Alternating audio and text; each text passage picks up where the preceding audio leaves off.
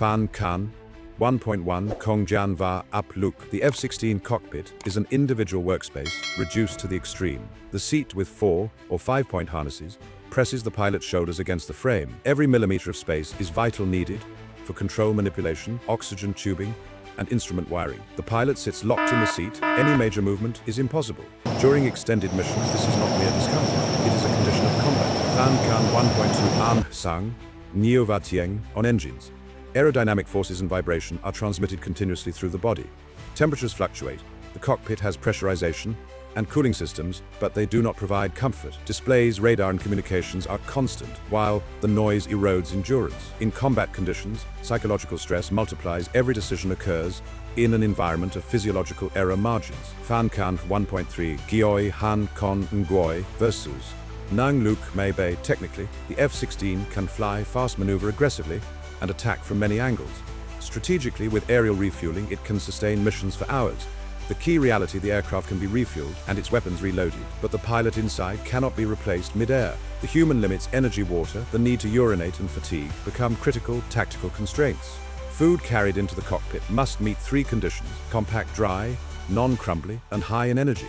Crumbs on the control panel create risks of FOD, foreign object damage.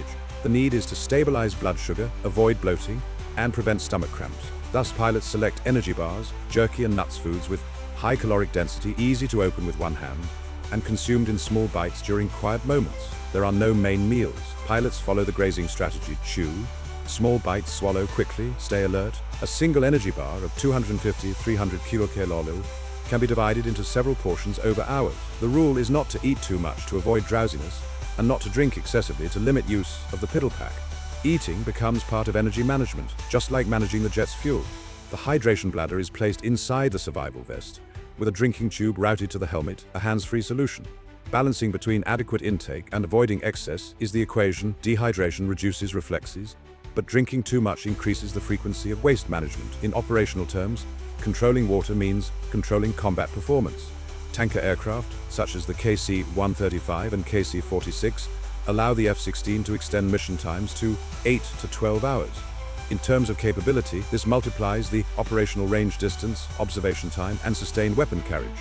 But refueling only solves the aircraft's fuel problem. It does not solve the pilot's physiology.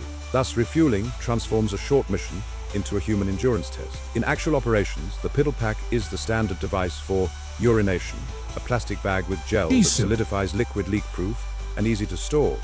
For solid waste, pilots minimize the risk by adjusting their pre-flight diet. This is risk management. The routine is strict before each extended sortie. Ground crew and pilot check the hydration bladder, stock piddle packs, and prepare extra energy bars. Preparation begins hours before takeoff. The pre-mission meal leans toward lean protein and complex carbs, rice, chicken, oatmeal to prevent stomach issues during flight. Caffeine is carefully managed. A small amount sharpens alertness, but overuse risks dependency and a later crash. Psychologically, pilots practice breathing exercises, review checklists, and assess health status. Preparation is the deciding factor between sustaining combat performance or suffering decline. A sortie lasting 8 to 12 hours is not just a number in a report. It means the body is forced into a static posture for the entire duration. In the confined space, the spine, shoulders, and knees endure continuous strain. With every passing hour, the accumulated pressure grows heavier. Rather than just a flight, it becomes a test of physiological endurance. A pilot cannot eat as on the ground. Instead of 3 large meals, they follow the grazing strategy, consuming small amounts of calories each hour. This keeps blood sugar stable and prevents a drop in reflexes. Overeating can cause drowsiness or cramps, directly impairing control when facing a dogfight or high G loads. Each refueling is a critical moment. When the jet locks onto the refueling boom, the pilot has a few minutes without sharp maneuvering. This is the chance to drink water, check the piddle pack, relax muscles, or simply adjust the harness straps. These brief minutes are the only real breaks in an extended sortie. Fatigue does not arrive instantly, but builds gradually. First, dry eyes from the flow of dry oxygen in the mask. Next, muscle pain in the neck and back. Without control, reflexes slow, and decisions become less precise. To counter this, pilots practice micro movements, flexing toes, gently rolling the neck, taking deep breaths with controlled exhalation. These small actions are key to maintaining blood circulation and alertness. Inside the F-16 cockpit, there is no toilet. The only solution is the piddle pack, a plastic bag with absorbent gel that turns liquid into solid form. It is compact, sealed, and can be stored in the survival vest pocket. Using a piddle pack during turbulence or under high G-force requires skill opening at the right time. keeping balance, acting quickly, and sealing tightly. Any small mistake can become a serious safety risk. Besides the piddle pack, some pilots choose a urine bottle with a screw cap.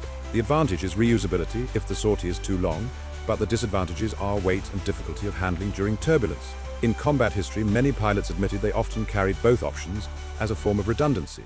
In theory, there are solid waste bags, but in practice, almost no one uses them. Pilots adjust their pre-flight diet, reduce fiber, eat lean protein to eliminate the need. If the rare incident occurs, the procedure is to secure the waste and report after landing. This scenario is so rare, it almost exists only in training manuals. Beyond waste management, pilots maintain basic hygiene using tissues, wet wipes, and hand gel.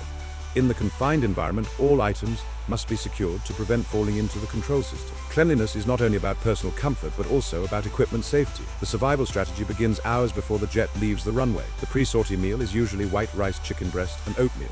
No oily food, no spicy dishes, and not too much fiber. This prevents bloating, digestive issues, and ensures that the pilot will not face complex sanitation needs in the air. Stress is the silent enemy. The sound of the engine, the constant vibration, and the awareness that every decision may mean life or death keep the nervous system in a state of high alert. Pilots are trained in rhythmic breathing techniques, breaking missions into small milestones, and sticking to the checklist to maintain control. This psychological method is crucial to prevent mental overload. An F-16 pilot may fight alone, but they are never truly isolated. The tanker aircraft, the command center, and ally pilots on the radio form a continuous support network. When fatigue builds, even a single encouraging signal or guidance from teammates can make the difference between completing the mission and committing a fatal mistake. Every procedure described is practiced hundreds of times before being applied in real missions. In training courses, pilots perform simulated extended sorties, eat inside mock cockpits, use the piddle pack, and even handle malfunctions under vibration conditions. These routines transform inconvenient actions into reflexes so that in combat they execute them without hesitation.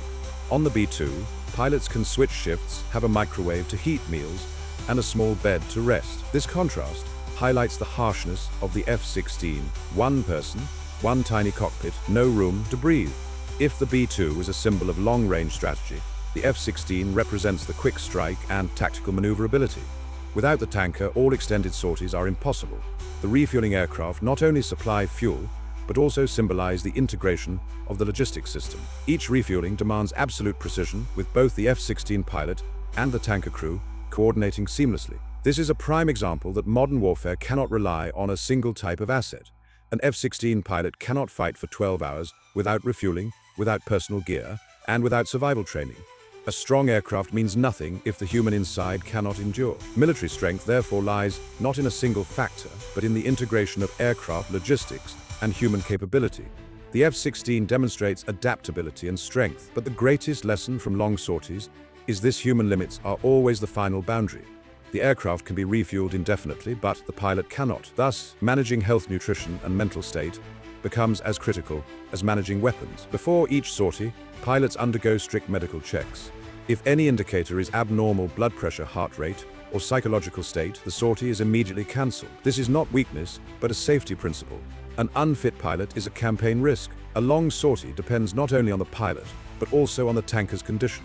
If the tanker suffers a malfunction, the entire mission may be shortened or cancelled. This shows that modern warfare depends heavily on maintenance and technical logistics. Missions in the desert turn the cockpit into a greenhouse. The pilot must consume more water. Conversely, in cold regions, the risk of equipment freezing forces the pilot to carry additional clothing. Understanding and preparing for the environment is a factor that cannot be overlooked. If the pilot cannot endure the emergency procedure, is to communicate immediately, receive instructions, and if needed, perform an emergency landing at the nearest base. In all cases, the pilot's life is placed above the mission. These emergency scenarios are trained continuously so that when incidents occur, the response is instinctive. No pilot can fly extended sorties day after day. Therefore, the Air Force maintains reserve crews for rotation. This is a strategy to preserve long-term combat strength, preventing individuals from being overloaded. Personnel management is as vital as aircraft management.